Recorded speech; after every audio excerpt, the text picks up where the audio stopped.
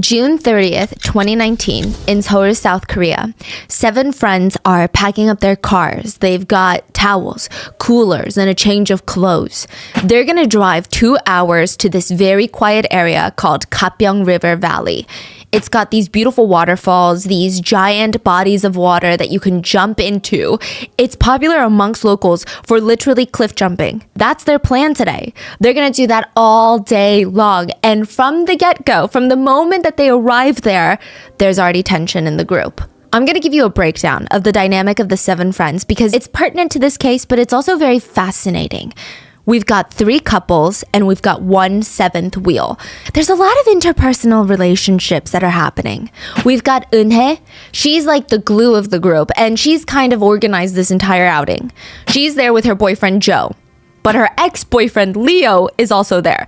Leo brought his new girlfriend Chloe, and the awkward thing is Chloe has no idea that her boyfriend Leo and Eunhye used to date. She just thinks they're friends.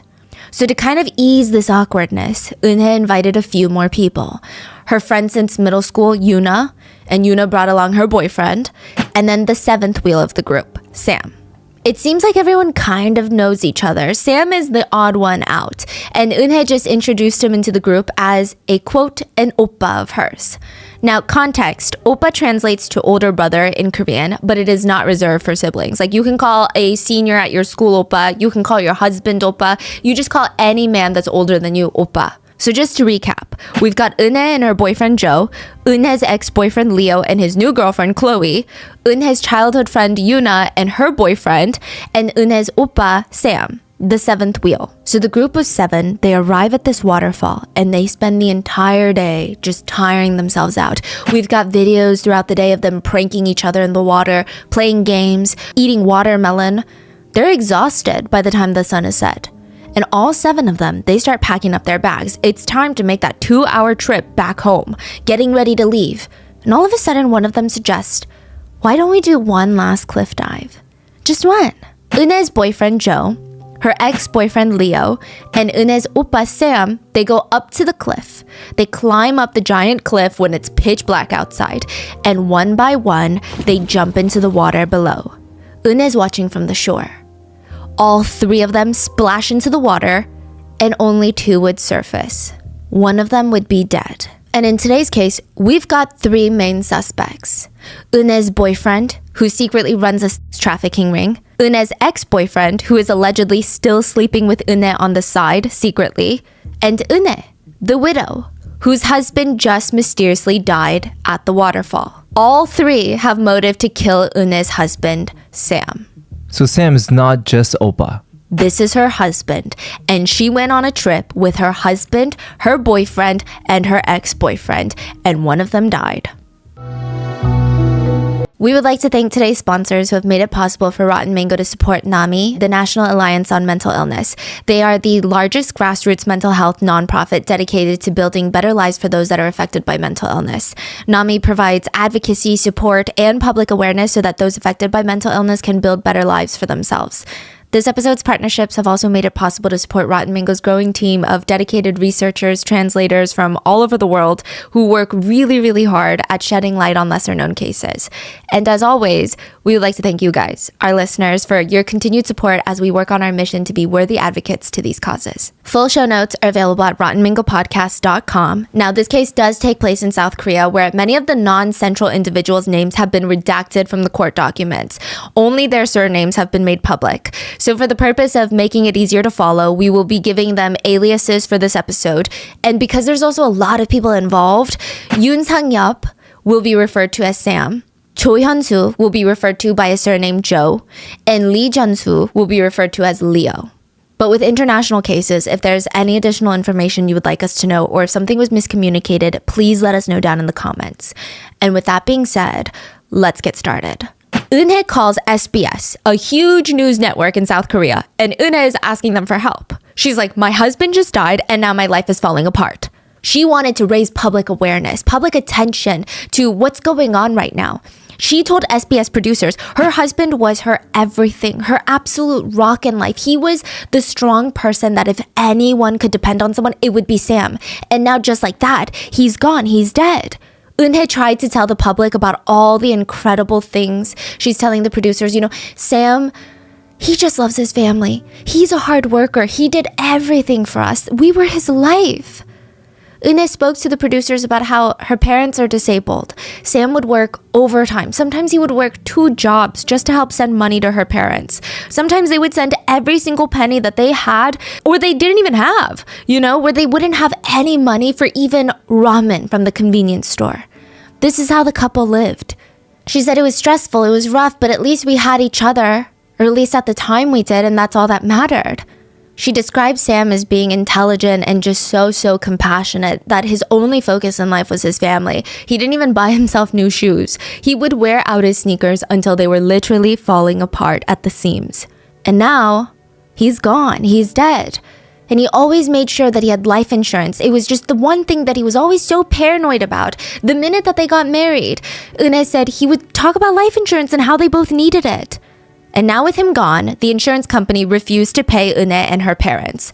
They're about to be left on the street to fend for themselves while grieving Sam's death. The insurance company cited suspicion of insurance fraud and foul play, but Eunhye saying it doesn't make sense, please. She's trying to reason with the producers.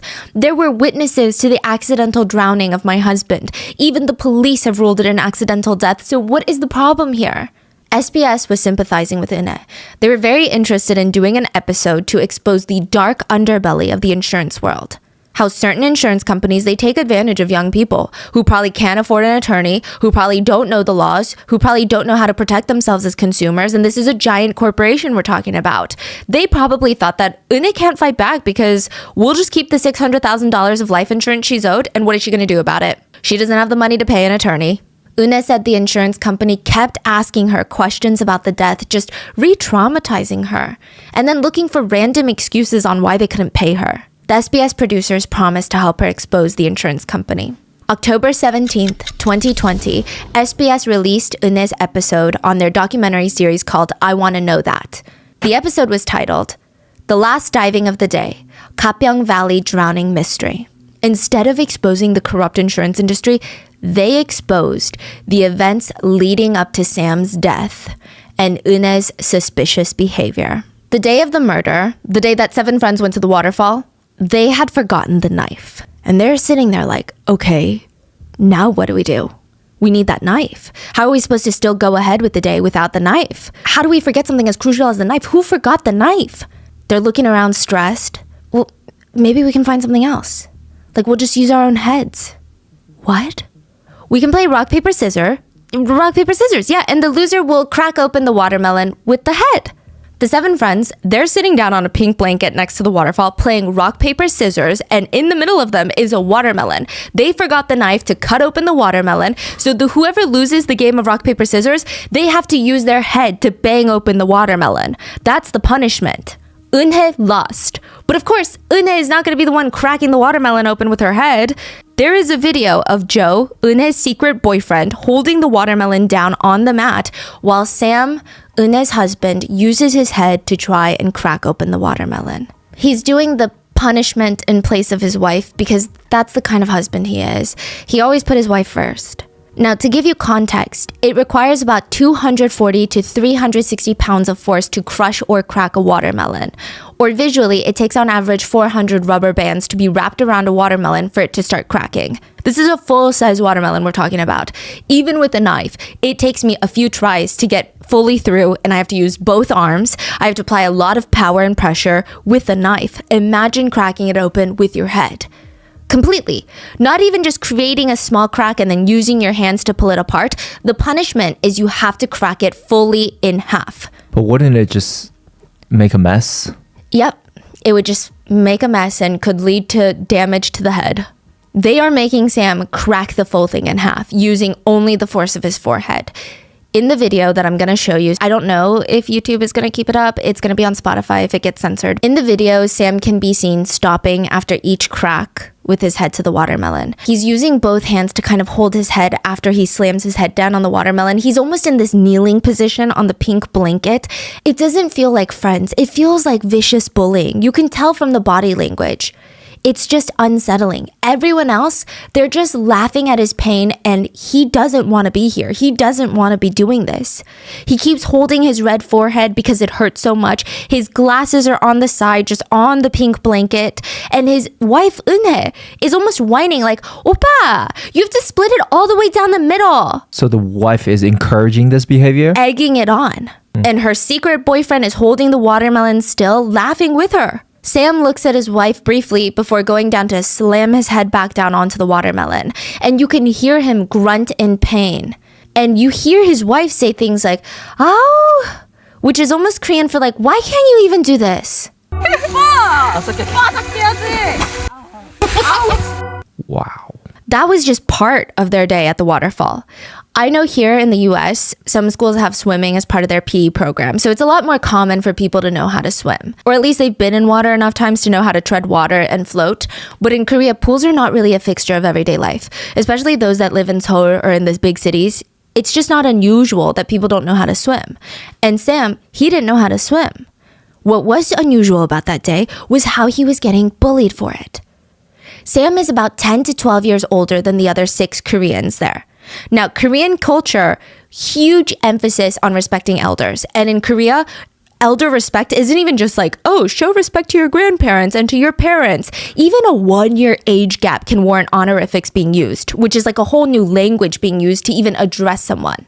Wait, Sam's 10 to 12 years older. Yeah. How old is Sam? He's late 30s, like 40s. So everyone's like 20, 30s. Yeah, like 29-ish to 30. Wow. To give you an example of how serious this is, there are 3 ways to say happy birthday in Korean.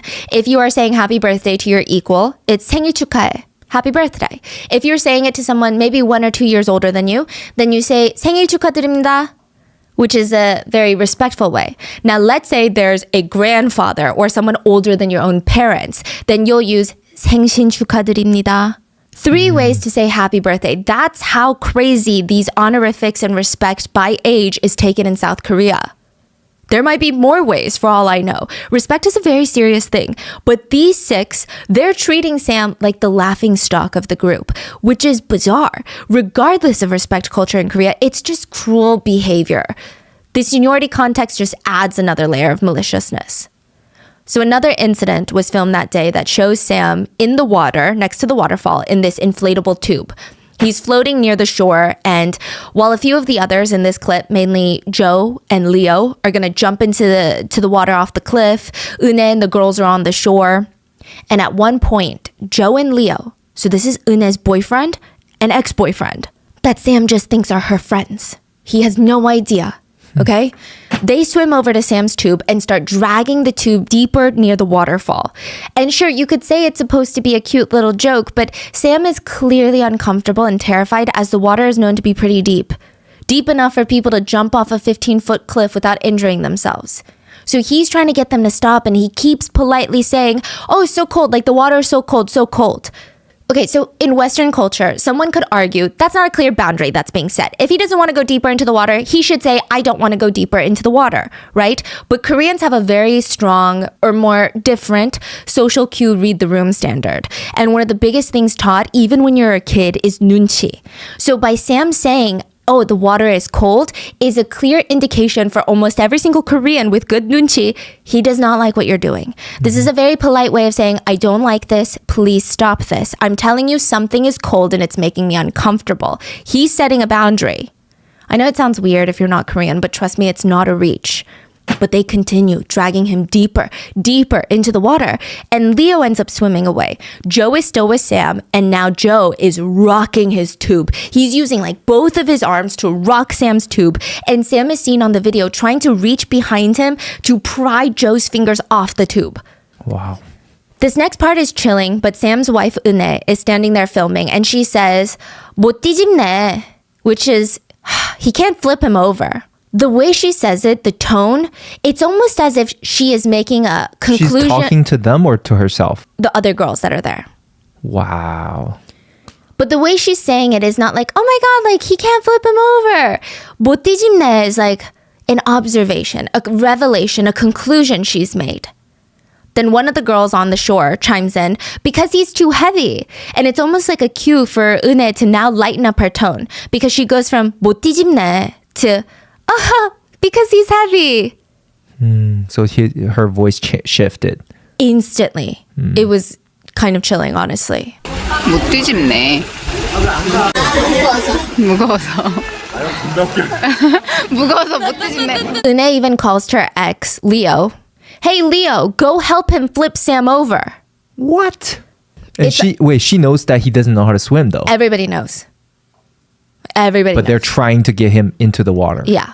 It's unclear if at one point Leo does go over to help rock the tube, but in the next clip, we see Joe by himself really put all of his strength into rocking Sam's tube. Like he was kind of joking around earlier. Now Sam is being submerged in water. Not fully, he's not turned over, but his head is probably being submerged in water. He hasn't flipped yet though. I mean, any point he could easily flip. He's being violently shaken by Joe. Eunhye is still recording and laughing as if this is the funniest thing in the world to her. When Sam gets a chance to escape, he tries using his hands to float away from Joe, but Joe catches up to him, and one of the girls starts singing the Jaws theme song, like bada, bada, and saying shark, shark. In a heartbreaking part, Sam is so panicked and scared he covers both of his ears with his hands, and Joe continues to rock the tube. At one point in the video, you can hear Sam trying to reason with Joe and the rest of the group, and Sam says, please, let's just stop this now. Joe says, I'm not going to stop this. What are you even saying? Okay, got it. I'm sorry. I'll apologize. Please stop this. It's immature and I'm not having fun. I'm not having fun anymore. Eunhye is fine with her boyfriend and ex-boyfriend doing this to Sam. Now, at this point, I wouldn't even be able to tell that Eunhye was even Sam's wife. I would think that Eunhye is Sam's biggest enemy. Even Chloe. So Chloe is the ex-boyfriend's new girlfriend, remember? Yeah. Chloe said she had no clue Eunhye was even married, let alone to Sam. I mean, they were stuck together the entire day, eating every meal together, hanging out, even the 2-hour car ride to the waterfall. Joe was driving and Eunhye was in the passenger seat in the front. Sam was in the back. It was Sam's car they were driving. If anything, it seemed like Joe and Eunhye were the married couple. It was to the point where after the death, police got involved and asked Chloe about Eunhye's husband, and her jaw dropped. She said, never in a million years could I have imagined that Eunhye was married to Sam. There was no indication that they were married. None. 3 hours after the tube rocking video was taken, Sam was found dead in the water. This next part is basically Chloe's testimony on what happened that night at the waterfall. Chloe said that it was getting late and very dark. Yuna and her boyfriend, so the other couple that aren't really pivotal in today's case, they start complaining that they're getting cold. So they tell the group, hey, we're just going to go into our car in the parking lot and sit in the car with the heater on and we'll just wait for you guys. Now, according to Chloe, this is when Eunhye suggests, we have to go now. Let's just do one jump together. One last one. And this is just weird. If you're jumping into the water from around 15 feet, your full body is going to get submerged. Your hair, everything's going to get submerged. I don't know anyone that would want to get purposely wet again after becoming fully dry, like right before getting into a vehicle for a 2-hour drive. It seems counterintuitive. It just seems gross. Like, I don't think anyone wants to do that. And it's cold. It's cold. Yeah. And the worst part is, Eunhye herself isn't even jumping in. So why does she care? It's not like she wants to go up and all of them hold hands and jump into the water and she just loves it so much she wants to do it one last time. Why does she care if everyone else does it one last time? She's not even doing it.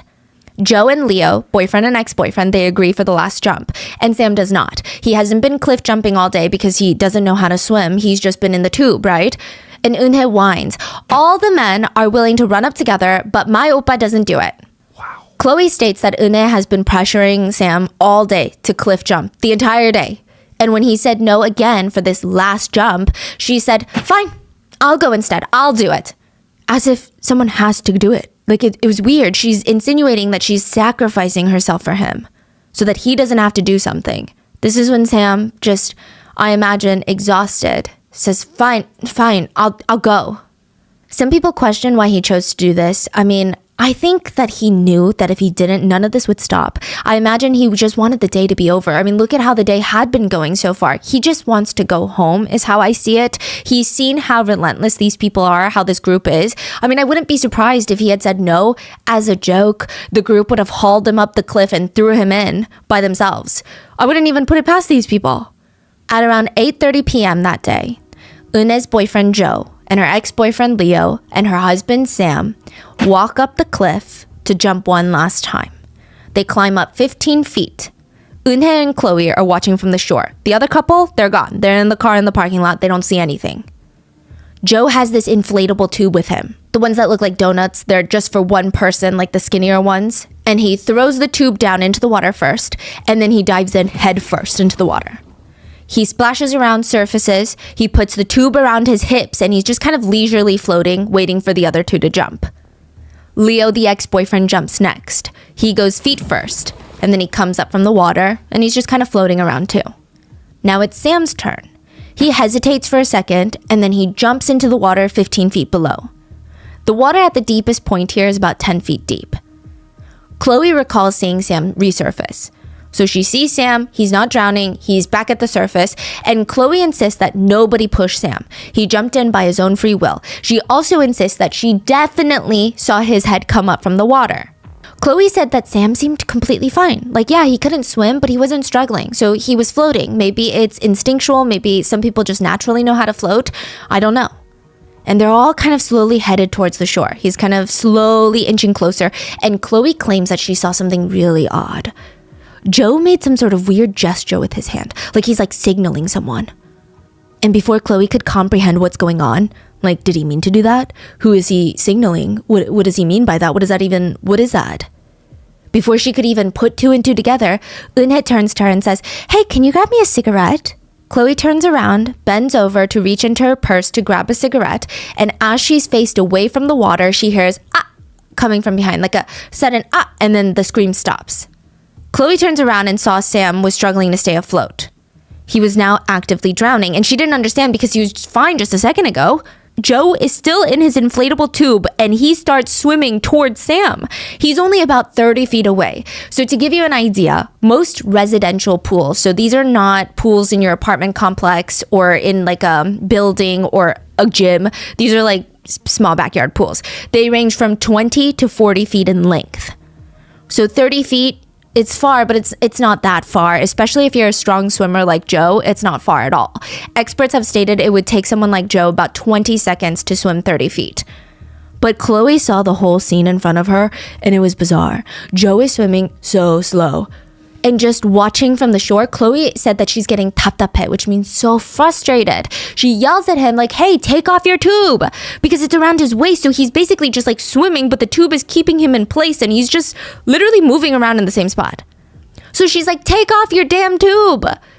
She watches as Joe takes off his tube and flings it away from his body and away from Sam. And he starts swimming towards Sam. Now, I just think that part is so interesting. That goes against instinct to throw the tube away from Sam. Yeah. But he throws his tube away, starts swimming, still suspiciously slow. And Eunhye suggests to Chloe, we should go grab the life ring. The life ring is kind of up the cliff on the hill. So they run to grab it, but now Sam is fully out of Chloe's sight. By the time that they grab the life ring and come back to shore to toss it into the water, it probably would have taken 2 minutes. That's what experts think. Chloe said it was too late. The water was calm. Sam was nowhere to be seen. Instead, there was just Joe walking out, standing waist deep in water, and he just kept repeating, "I don't see him. I don't see him." He said he couldn't save Sam because there was low visibility in the water because it was dark. What about Leo? Leo's just like, "Yeah, I couldn't see him." And it was so odd. It felt like everyone was in on it. Eunhye, Joe, even Chloe's boyfriend Leo, who Chloe would soon find out was still allegedly sleeping with Eunhye still. It's like they all knew something that Chloe didn't know. Chloe was the one to call 119, emergency services. The authorities arrived, retrieved Sam from the water, attempted CPR, but Sam was dead. They closed his case as an accidental drowning.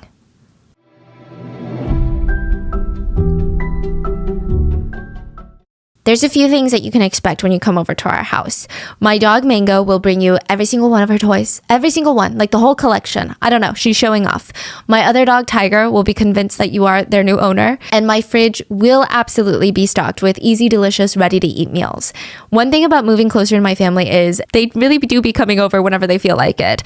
And Factor has been a huge lifesaver. Not only in that regard, but just when our days get busy with work, Factor steps in to save my day. Factor is America's #1 ready-to-eat meal delivery service. You can eat well for breakfast, lunch, and dinner with chef-prepared, dietitian-approved, ready-to-eat meals delivered straight to your door. It is such a time saver. But I also like that not only am I saving time, I can stay on top of my healthy lifestyle while not spending all day cooking up these meals. Factor helps you skip the meal planning, grocery shopping, chopping, prepping, cleaning with their fresh, never frozen meals. And yes, you can taste the difference. And they're ready in just 2 minutes, so all you have to do is heat it up and enjoy. I like that you can also choose from 35 plus chef curated meals every week. They've got calorie smart options if you're trying to be calorie conscious over the holidays. Side note, they're dietitian approved and nutritious and delicious. They have protein plus if you're trying to bulk up. I'm not even trying to bulk up, and I love the protein plus from Factor because I just want to get extra protein in. We've gotten Andrew and every single person at his workplace on Factor because he brings it into lunch, and that's the best marketing, I guess. But you can also get quick breakfast items, lunch to go, grab and go snacks, or my favorite, juices and smoothies from Factor. This December, get Factor and enjoy eating well without the hassle. Simply choose your meals and enjoy fresh, flavor-packed meals delivered to your door. Ready in just 2 minutes, no prep, no mess. Head to factormeals.com/rmango50 and use code RMango50 to get 50% off. That's code RMango50 at factormeals.com/rmango50 to get 50% off.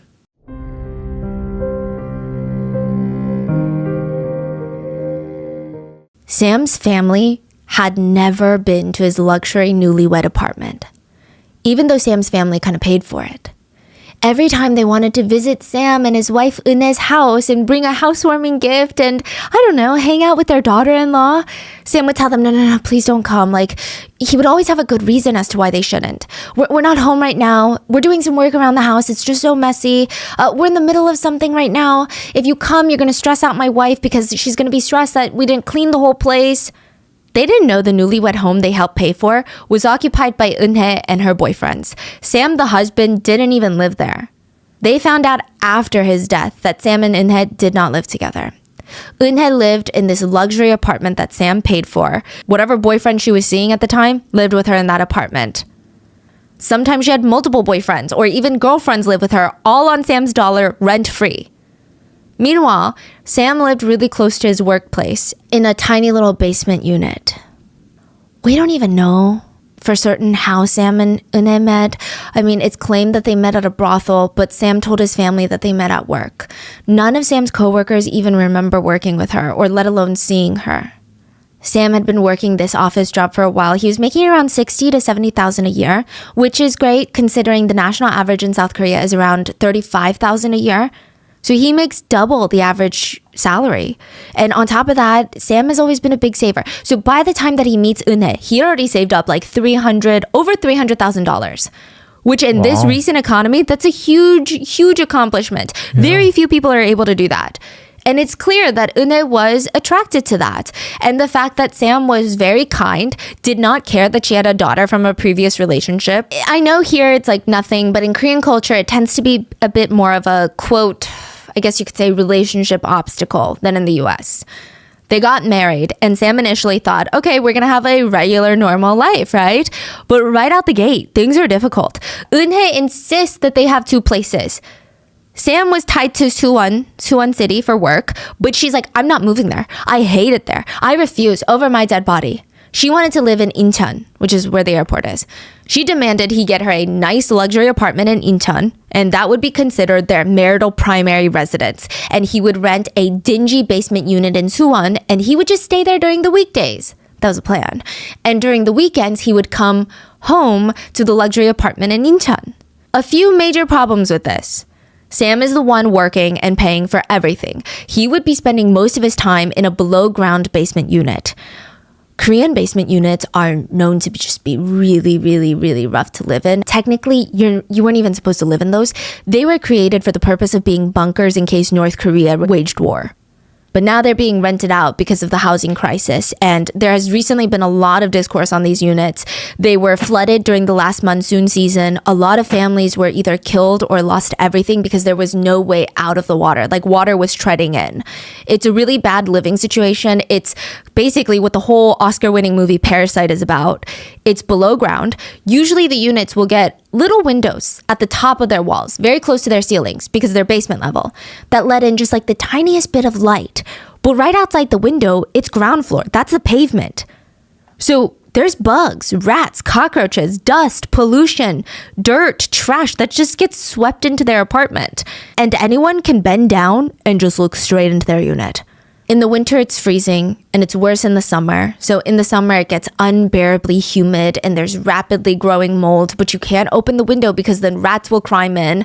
And the tiny cramped bathrooms in these units, most of the times, they don't even have sinks. You can barely stand up in the restrooms without bumping your head on the ceiling. I mean, if you watch the movie Parasite, apparently there's a basement smell that you can't even get rid of. That's how people know that you live in a sub-basement unit, is because of a smell. And regardless, it's just not a great place to live. It's more affordable than regular apartments, but it's rough. The South Korean government is actually trying to phase out the leasing of these units because of how bad it is. Sam is living in one of these basement units while Eunhye lives in this expensive high-rise building. Sam had to take out a $100,000 loan just to be able to afford the deposit on that building. He borrowed tens of thousands of dollars from his family to be able to support Eunhye's life there, and Sam's family didn't know this. But his friends did, and they all tried to tell him, like, hey, this is weird. Like, this is not normal. Normal relationships don't work like this. What if she's cheating on you? You don't know what's going on in that house. You don't even have the key to that apartment. But he would just dismiss all of their concerns, and he said, it's nonsense. We're in love, and right now we're apart because she has a daughter, and I work in this city, and there's no way for us to be together right now. The thing is, the original plan was Eunhye was supposed to visit every weekend, or Sam was to go. She never let Sam come to their luxury unit that he was paying for. But she also never went to Sam's basement unit. It was probably too gross for her compared to her luxurious apartment. She probably turned her nose up like she's too good for a place like that. But 2 days after Sam's death, Eunhye was caught on CCTV cameras entering Sam's basement unit with Joe. They went in and they came out with boxes of valuables. Sam's computer, laptop, tablet, anything that he needed for work that had some sort of financial value, resale value, they took it. Neighbors said that was like one of the only times she was probably around. But what do we expect from someone like Eunhye? And Joe. I mean, she's the type of monster that really wouldn't mind watching her husband starve and suffer right before her eyes as long as she had a new Chanel bag. Every time Sam got paid, the money, all of it, would go in and out of his account. His bank was just a connection point. It went from his company's account to his bank account, lasted for 2 seconds, and then directly into Eunhye's. She had full control over all of his finances. Even if he wanted to buy his own food and groceries, he would have to ask her for money. No, really, beg her for money. But even that's not enough. Eunhye blew through Sam's entire life savings, $300,000, spent all of his salary, still wanted more. Like, she always had an excuse of why she needed more money. He would take out loans for her. She would use her disabled parents as an excuse of where all this money is going. And in just 5 years, Sam went from being one of the most financially secured people in his friend group to being in heavy amounts of debt. The year before his passing in 2018, he had to file for bankruptcy and his total debt was listed at $120,000. Eunhye did not care. She demanded more money. Sam took out more loans, like the loan for that apartment. She refused to share even a penny of Sam's own money with Sam. Sam's friends would later say, yeah, Sam died in June 2019, but he was dying for the past 2 years, starving to death. He didn't even have money to buy $2 ramen at the convenience store or a piece of bread. The cheapest meal at the convenience store, you could probably get it for $2. Yeah, with a drink, a triangle kimbap. Sam didn't even have that. He couldn't even afford the power and water in his basement unit. He would ask friends to borrow $3 for food, and his friends were getting concerned. They love Sam, and they knew that Sam isn't the type to ask for money unless it was urgent. So they're like, what's going on? Like, of course we can give you $3. We can give you a lot more. But dude, what the heck is going on? Like, what are you doing with your life? And they weren't trying to be rude about it. They were just like, Sam works nonstop all day. He's got a great job. He's always been great with money. And now he doesn't even spend lavishly on himself. His shoes are always broken down. His glasses, they're crooked. He's not even fixing his glasses. So what do you mean you don't have $3 for food? Sam would just respond, at the office, I get my lunch taken care of, but there's no solution for the days that I'm not at the office. I've already lost 14 pounds the past 2 weeks, and I don't want people in the office to look at me any weirder. A few times, friends would send $100, and Sam would spend $3 and send $97 back. His friend said for the past 2 years before his death, Sam was constantly losing weight, and he just seemed so out of energy. And Eunhye knew this. Sam was struggling to feed himself, and she knew that he was basically starving. He would text her, breaking down, asking for some money. He would text her things like, I'm really sorry. They said that they're going to cut off my electricity. I won't make this type of request next week, really, but please, can I just have a little bit of money? I used the last money you gave me really frugally. Also, you must be so busy. You don't have to call me. Please just help me with my electricity bill. Eunhye, like I said, you must be really busy. You really don't have to call. It's really okay. I guess if you need an explanation to make an excuse, my payday is the 21st and I was going to pay the electricity bill that day, but they said that they're going to cut it on the 14th. I'm really sorry again for making this type of request. Unfortunately, these text messages would only mean something to people with some sort of conscience or empathy, and Eunhye had neither. Okay, sometimes Sam would take the lighter approach. He would text her pictures of his shoes that were all ripped up or his glasses that were broken, and he would text, when the money comes in, please buy your husband new glasses and running shoes. My shoes ripped, so I'm a little embarrassed at work. Eunhye could not care less. She even asked Sam for a credit card under his sister's name so she could spend that. She racked up another $5,000 on Sam's sister's account. In another really, really sad text, Sam texted Eunhye a picture of a lunch at the convenience store. This was like a very lavish lunch for him. It was no longer cup ramen. It was like a bento box with some vegetables. And he texted, I have no money. I have too much debt and debt from the company. I don't know how much this is. I think it's like $7 or $8. Please, can you just send me $10? I promise I would have asked someone else, but I have nowhere else to go to ask for money now. He goes on to say, I was going to do whatever it took to live off that $30 that I had, but it auto-drafted away into the car payment. Side note, he doesn't even drive his car. She does. So it's not like he's out here just being bad with his money management, clearly. The situation got so bad that Sam didn't even see a way out of it. He started having thoughts about exiting. He purchased tools online that he thought he would need to do so, but he realized it'd be a very selfish choice to make. He felt like if he was going to die, he would leave something to Eunhye before he did. I mean, yeah, he's got life insurance, but maybe he can do a little bit more. So Sam went online and stated that he was selling a ghost helicopter. He started getting messages from people all over the world inquiring about his weight and his age. Ghost helicopter in South Korea is a black market term. Ghost in Korean sounds a little bit like kidneys. And then helicopter is an acronym of sorts in English. HE for heart, LI for liver, CO for corneas, P for pancreas, TE for tendon, and R for retina. He wanted to sell his whole body, all of his organs. And he thought, at least I could bring in some extra money for Eunhye before I exit. Meanwhile, there's a recorded conversation of Eunhye asking him, rather demanding him to give her more money. Sam sounds confused. He says, today? You need the money today? Oh, I told you not today. Why? Because I told you I had to give it to... Redacted. I guess you had to pay someone back. No, I told you, Sam, I needed to be given the money first. It was supposed to be $500 today. You said that you would give it to me. Oh, but you always just let my words go out one ear and out the other, don't you? 오늘? 없다니까? 왜? 그거 얘한테 줬잖아. 아니 오빠 먼저 줘야 된다 했잖아. Eunhye would use most of the money to splurge on designer goods and go on these abroad travels with her friends. In a letter Sam wrote when he was thinking of exiting, he wrote it to Eunhye, and it reads, Eunhye thinks I'm upset with her. She's so dumb. I'm not upset. I'm just exhausted. I don't have the energy anymore, and I just feel really sorry for Eunhye. But I know that she won't even feel the empty spot that I leave behind. Eunhye probably won't even come to my funeral. She's always so busy. Eunhye did show up at Sam's funeral with her boyfriend and her ex-boyfriend. It stated that she was sitting outside the funeral hall with her little boyfriends playing mobile games on their phones.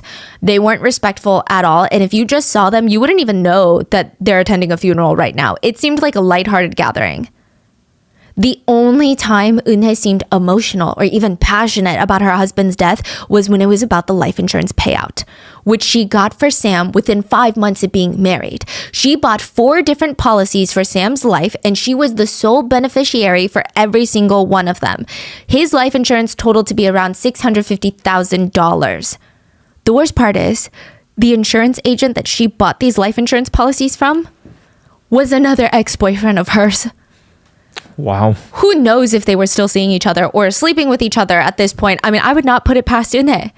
So she's got Joe, her boyfriend on the side, Leo, her ex-boyfriend that she's probably still sleeping with, and then the insurance agent that sold her husband's life insurance policy, probably made commission from it, that she's probably sleeping with. And a really sad detail is, Sam knew the life insurance was a big part of his relationship with Eunhye. He even joked to his friends, "Oh, don't worry about me. I've got life insurance, so when I die, a lot of money comes out." And in the insurance world, timing is everything. Sam died just 4 hours before his insurance expired. There's a Japanese delicacy that can kill 30 adults. It's pufferfish. So you know those like squishy looking fish? Some of them have like the spikes, some of them have small spikes, others have like the large, huge spikes that are protruding out of them. And when you get too close, they puff up, so it's harder for them to become prey. That's just one of the ways that they protect themselves. Another way is their blood. Their blood is highly poisonous. But humans are out here eating pufferfish. It's a delicacy called fugu, and it requires a highly specialized chef with just years and years of culinary experience, because one wrong cut of meat from the pufferfish or too much blood, certain death. The pufferfish toxin is actually 1,200 times more poisonous than cyanide. One pufferfish has enough toxins to kill 30 full adult humans. There's no known antidote. Once it's in your system, there's nothing that can be done. Sharks are the only species that are immune to the pufferfish toxin. Humans are not immune. February 25th, 2019, just a few months before Sam's death, Eunhye took Sam to eat pufferfish. For the last few months, Eunhye had stopped paying for Sam's life insurance because it was too expensive to pay every single month, right? But just a week before eating pufferfish, she started paying for his life insurance again. And this would be a pattern. The unbelievable part is, Eunhye didn't even pay the monthly fee for Sam's life insurance. It came from Sam's own money. But even then, Eunhye feels like this is a waste of money. She hated seeing money that she could be spending on anything else, like herself, going to Sam's life insurance policy. The one where she's the sole beneficiary of. So she would constantly stop paying. He would not be insured. And then suddenly Eunhye would be like, you know what? I'm going to pay the life insurance again. She would start paying for his life insurance. And conveniently, Sam would have a near-death experience almost immediately afterwards. Side note, Eunhye would even stoop so low and have the shameless audacity to even ask for money from Sam's siblings to pay the life insurance. So like clockwork, February of 2019, she takes him to eat pufferfish. I don't know how she was able to get the pufferfish toxins only onto his plate, but she was able to. Sam ate the plate, but he only just got a little bit sick. Stomachache, really. Eunhye was so frustrated, she texted her boyfriend Joe, "I put so much blood and poison onto his plate. Why didn't he die?" For a month or two after that, Eunhye stopped paying for Sam's insurance again, but suddenly started making those payments again. And soon after, Sam almost drowned to death.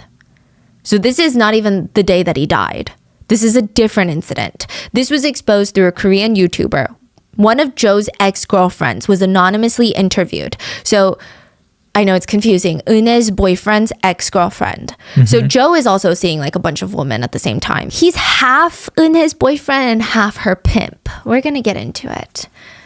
Yeah. So one of Joe's ex-girlfriends was anonymously interviewed by a YouTuber, and she shared a story of how they all went on this cabin trip together in May of this year, just like a month before Sam died.